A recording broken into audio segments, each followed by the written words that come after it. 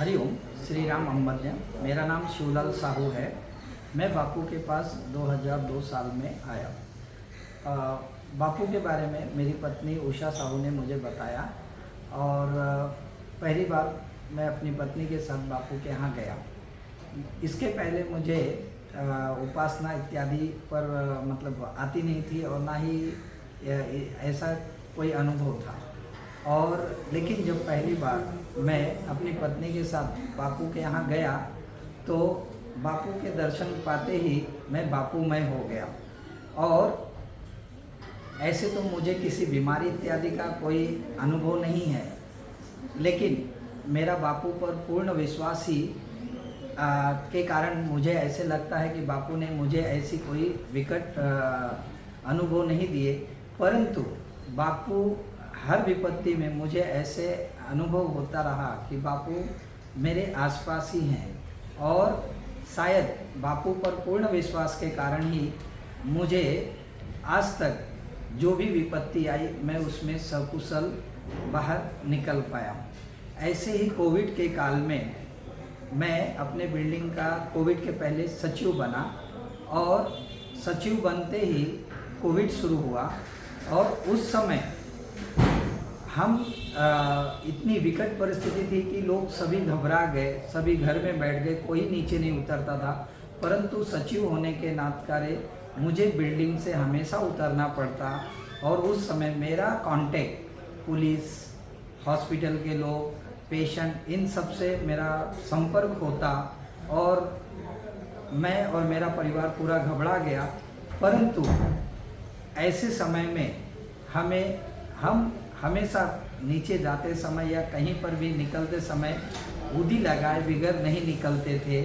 और शायद ये उदी की महिमा ही थी कि मुझे उन परिस्थितियों में भी किसी प्रकार की आँच नहीं आई, क्योंकि उस समय मैं ऐसे कई लोगों के संपर्क में आया और बाद में मुझे पता चला कि वो पॉजिटिव हो गए, हॉस्पिटल में एडमिट हो गए, क्रिटिकल केस में चले गए और मैं उनके संपर्क में आया।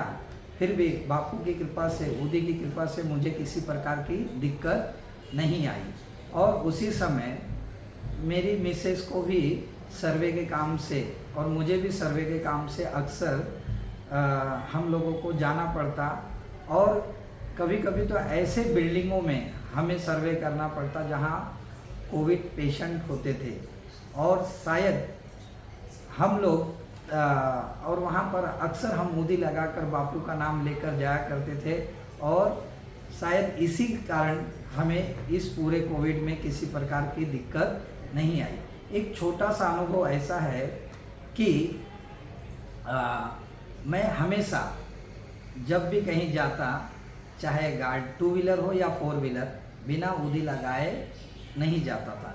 एक बार मेरी पत्नी सर्वे कर रही थी और उस बिल्डिंग में कोविड पेशेंट थे और सर्वे के बाद हमें कुछ सामान लेकर घर पे आना था। तो मिसेस ने मैसेज दिया कि आप आते समय बड़ी 4 व्हीलर गाड़ी लेके आइए और सामान उठाने के लिए हो सके तो अपने किसी मित्र को ले आइए।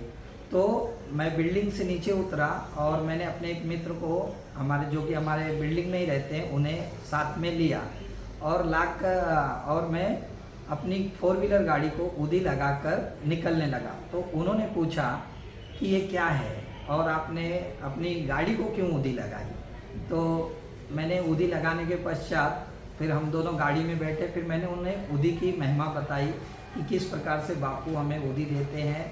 और ये सुनकर उन्हें भी बड़ा आश्चर्य हुआ कि शायद इस ज़माने में भी लोग उदी वगैरह पर विश्वास करते हैं। और ऐसे ही बात करते करते हम लोग निकल पड़े और सारा रास्ता सुनसान था। और कुछ ही दूर आगे जाने पर हम लोग जा रहे थे तो वहाँ पर देखे कुछ लोग जमा थे और अचानक हम वहाँ से आगे गए।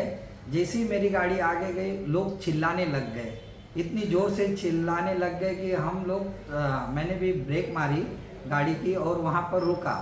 और उसी समय जोर का आवाज़ आया था किसी चीज़ के टूटने का।